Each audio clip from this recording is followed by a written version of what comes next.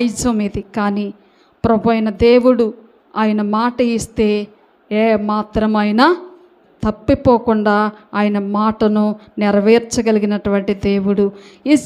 ఆ యొక్క యెహెజ్కేలు గ్రంథములో 37వ అధ్యాయము 13వ వచనములో ఆయన లేఖనాలను బట్టి మనం చూస్తున్నాం.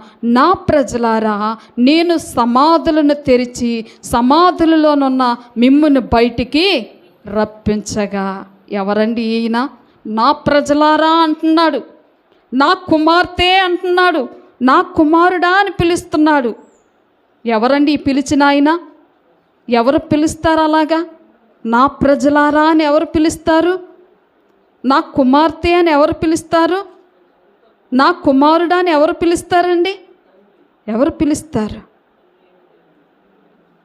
దేవుడు మాత్రమే పిలవగలడు. దేవుడు మాత్రమే పిలుస్తూ ఉంటాడు.